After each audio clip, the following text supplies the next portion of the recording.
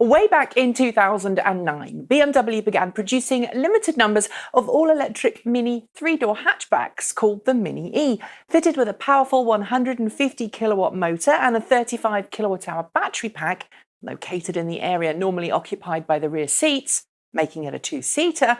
The original Mini E was known for its fun ride, snappy acceleration, and powerful single-pedal regenerative braking on accelerator liftoff, leased to select businesses and personal customers in key markets across North America, Europe, and eventually China. The BMW Mini E was the predecessor to the BMW Active E, another limited production development vehicle which, like the Mini E, was used to help BMW develop the technology it needed to bring the i3 to market. When BMW ended its Mini E program, there was some significant pressure from owners and fans for BMW to begin producing a production electric Mini, but the BMW decided to focus on the i3 and i8 instead, so that didn't happen. More recently, though, BMW has started to float the idea of an all-electric Mini again, recently launching the Mini Countryman plug-in hybrid and promising that an all-electric Mini would come to market in 2019. There was some question as to if the Mini E would be built at BMW's spiritual home of Crowley, Oxfordshire, in England, or at another BMW-owned plant. But this week, brand bosses confirmed that the 2019 Mini E would be a three-door model produced alongside other Mini family models in the UK. While the car itself will be produced in the UK, BMW says the drivetrain for the Mini E will be produced in Bavaria, Germany, and then shipped to the UK to be assembled with the rest of the car. As part of confirming where the 2019 Mini E will be made, BMW also reiterated its goal to bring electric vehicle technology to its entire range over the next few years, by rolling out a new series of architectures that will enable every BMW model to be offered with a plug by 2020. By 2025, it says it expects between 15 and 25% of all of the cars it sells to be electric, which is a significant increase on today's fleet.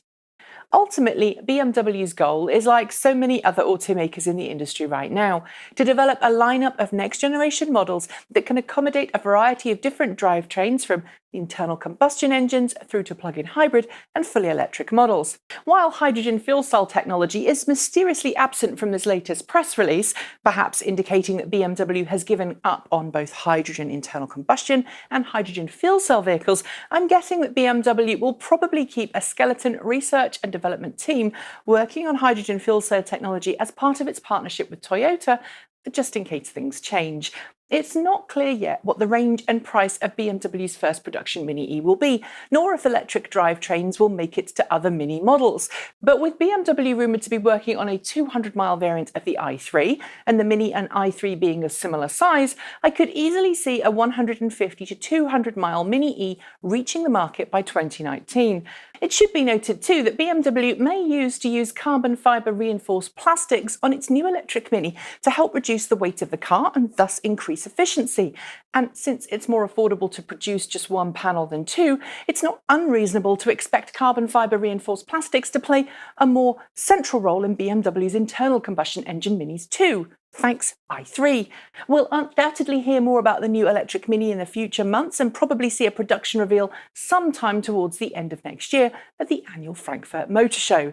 But before that happens, however, BMW says we'll see a production version of the i8 Roadster next year, with plans to bring an all-electric version of the X3 SUV to market just after the electric Mini in 2020. This is the new Nissan Leaf, and it's the best-selling electric car in Europe. In fact, they sell one every 12 minutes. And speaking of 12-minute world records, that's how long it took Kenenisa Bekele to run the 5,000 metres. It's the length of time that Alexei Leonov spent on the first ever spacewalk. It's also how long it took old Joey Chestnut to consume a record-breaking 191 barbecued chicken wings. Now, I don't know how much all that lot costs, but I do know that the Nissan Leaf, it starts from £26,500. But if you go to carwow.com, you can get it from £25,000. Plus, you can get a £4,500 government grant to go towards that cost. Now, if you want to see how much you can save on a new car, click on the pop-out button in the top right-hand corner of the screen, or on the link below the video to go to carwow.com. There are some things I really like about the interior of this car. For instance, all models get this digital screen here with lots of driving information, and when you turn the car on, you get a nice little graphic of the car pop up. Then there's the design itself. I think it's quite interesting. And this car has leatherette up here and on the doors. I always like the fact that you've got this little tray for your mobile phone, which is angled downwards so it doesn't slide out when you brake or accelerate. And it's right next to the USB port for plugging your phone in as well. What's not so good though is that you've got quite a lot of dark black brittle plastic on the dash and up here on the top of the door, which is especially annoying if you're one of those people that likes to rest their arm up there when they're driving, because it gives a bit of ache on your elbow. And you've also got no padding here on this armrest, so that's a bit achy after a while as well. The thing that gets me most are these things here. Look at this cover for the 12-volt socket and the heater switches for the seats. They just seem like they've been thrown on, like they're from another car. And you can get heated seats in the back as well, but the switch is here for some reason. And once again, it's a cheap feeling switch. Now let's talk about equipment. So the entry level car doesn't get this 7-inch screen, but all other models do. And the great thing about it is that it comes with Apple CarPlay and Android Auto as standard. So you just plug your phone in and just run Waze sat nav, because it's much better than any manufacturer's system.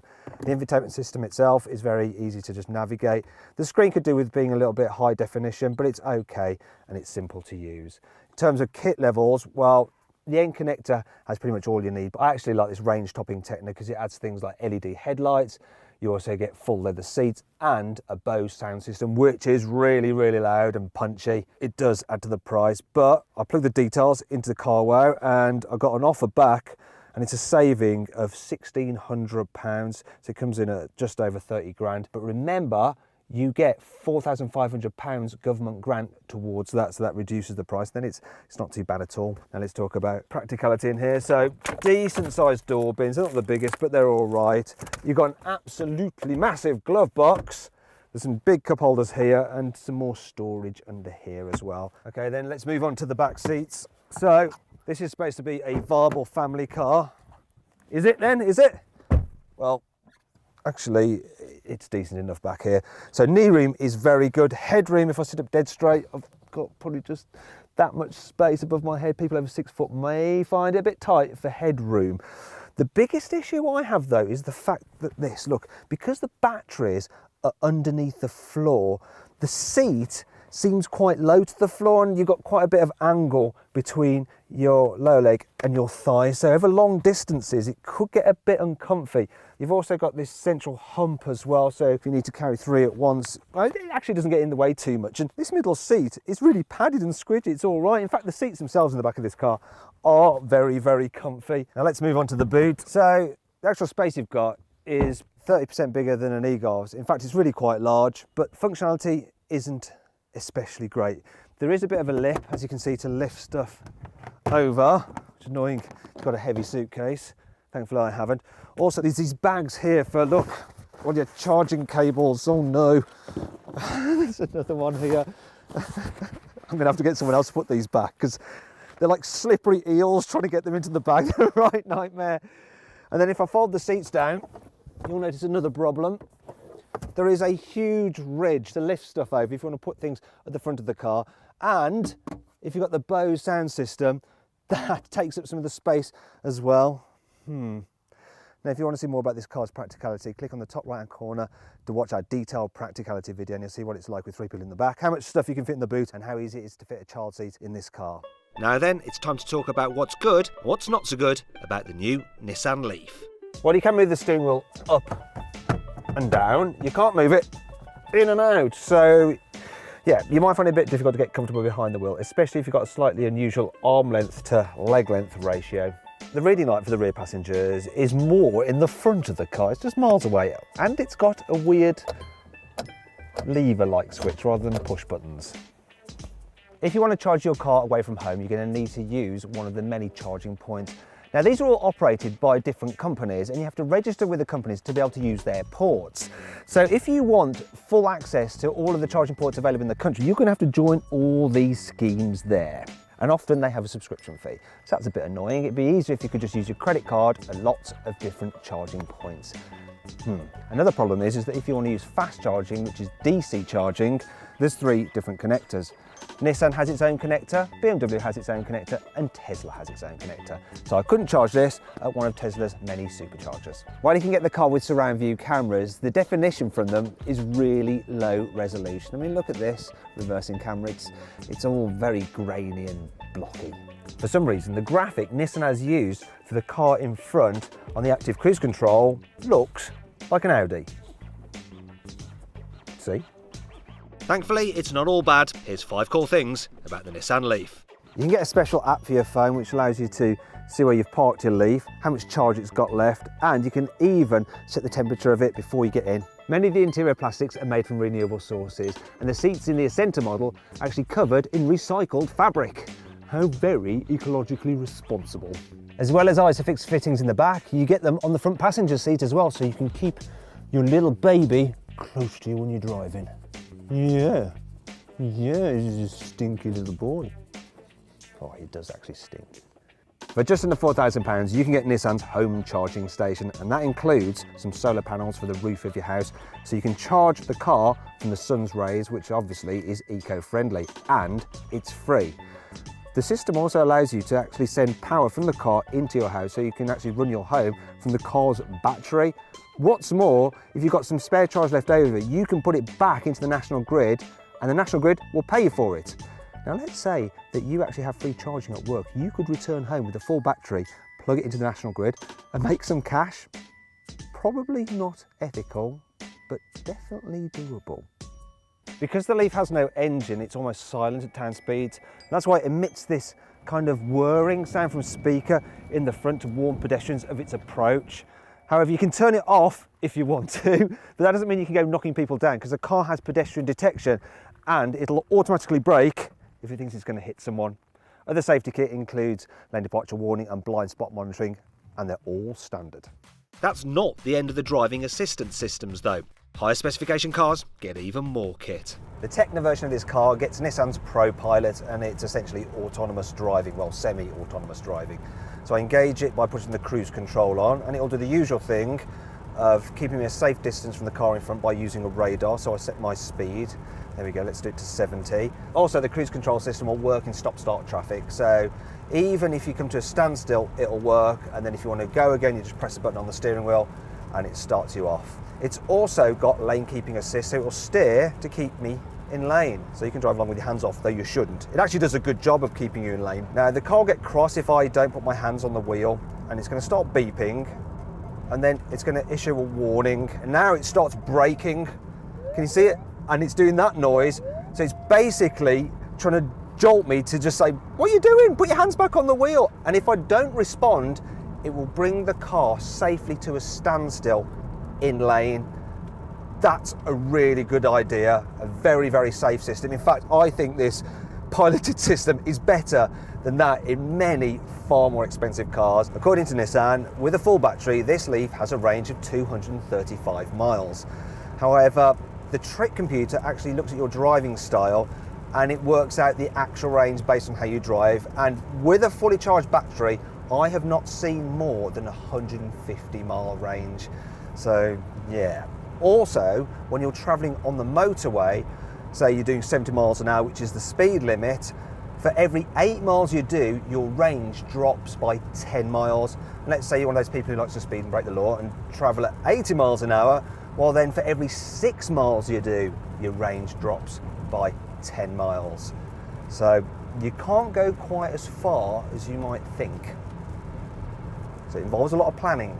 If you want to do any kind of distance in your Leaf, you're going to have to register with these guys, Ecotricity, and all you have to do is download their app, press charge, then all you have to do is use your phone's camera to scan the pump's QR code. Right, that's all good to go, so I'm just going to stick the charger into my car and then just hit start charging, and away we go. Now I've just got to wait for about 45 minutes till it's charged. So I think I'm going to have a coffee. This is actually the quickest way to charge the Leaf. Next is a rapid charger, which will take about 7.5 hours to fully charge from empty, while using a 3-pin wall socket will take 21 hours. Right, and that's charging finally complete, and in 48 minutes I've gone from a 25% full battery to an 89% full one, and it's cost me £7.71, though the electricity, this is a good thing, is from the wind and the sun, so it's zero emission. This is a zero emission vehicle. Now, when I do the maths, it works out this car travelling at 70 miles an hour on the motorway, being charged by this thing here, will cost the same to run as a 1.5 litre turbo petrol Golf travelling at 70 miles on the motorway. So no overall savings using this, but still not that expensive. However, if you charge overnight at home on an economy tariff, the Leaf will cost usefully less to run than a normal petrol or diesel car. What's more, it feels refreshingly unique from behind the wheel. The first thing you notice when you drive this Nissan Leaf is that it's eerily quiet because you haven't got an engine, you've got an electric motor, and they're almost silent.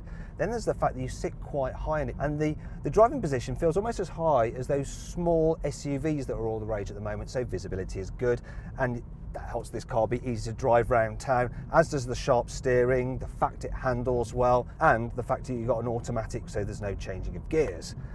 There is one thing though that is a bit of a problem. So generally over bumps, it's not too bad, it soaks them up, you never get any hard jolts, it doesn't feel uncomfortable. However, the suspension always feels a little bit busy. So it's almost like the car is kind of like a hyperactive child that's been made to sit quietly in school assembly because it's constantly just moving and jiggling around and all a little bit unsettled. Really, I think Nissan's engineers could do with giving this car suspension a shot of Ritalin. Now, I can forgive this car for feeling like it's got ants in its pants because in other respects, it's brilliant to drive. Now, I'll explain why. So, in a normal automatic car, when you lift off the accelerator, the car kind of cruises and steadily reduces in speed. So if you want to stop a bit quicker, you have to use the brakes. With an electric car, though, they have a braking mode. What that means is that when you lift off the accelerator, the electric motor works in reverse and it actually provides resistance. And when it's providing resistance, it's actually recouping energy as you're slowing down, converting it into electricity to charge up the batteries. But it gives a more severe engine braking effect than a normal car would. So here I am, I'm going to lift off the throttle now, and it slows down quite significantly quicker than it would do just like a normal automatic car. However, this Nissan Leaf can go one better. It's got something called e-pedal, and what that does is combine that regenerative effect of the electric motor with the actual normal brakes, and it means that when you lift off the accelerator from the same speed again, look at this, it slows much quicker, like you're braking, but I'm not actually touching the brakes. I've just lifted off the accelerator and it'll bring you to a complete stop like that. And what that allows you to do is drive this car along pretty much all the time, never having to touch the actual brake pedal. And when you combine that with the responsiveness of this electric motor, it's just brilliant for just zipping in and out of traffic. You see, this car can do 0 to 60 in just under 8 seconds, but because the electric motor, you know, unlike a petrol engine, it doesn't have to take a deep breath before it takes off, and there's no gears to change down either. You put your foot down, it just takes off, and the instant acceleration is more like a car that can do 0 to 60 in about 4 seconds. For me, the reason to buy this car isn't the fact that it's more eco-friendly than a normal car, well, so long as you charge it using renewable sources. It's not the fact that it's cheaper to run per mile than a normal petrol or diesel car either. Really, the reason I would buy this car is just because it's so entertaining and so unique to drive. That's why I'd have it. And so if it worked out for me in terms of charging facilities and stuff like that, I would definitely have this over a normal hatchback like a Ford Focus or Volkswagen Golf, without question. I really like this car. Now, if you click on the pop-out banner in the top right-hand corner of the screen, or on the link below the video, you can go to carwow.com to see how much you can save on a Nissan Leaf or any new car for that matter. So then, my verdict. Well, if you're looking for a family car, you should consider the Nissan Leaf. And if you do consider it and you figure out that going electric works for you, then you should just go right ahead and buy it, because pound for pound, this is the best electric car currently on sale.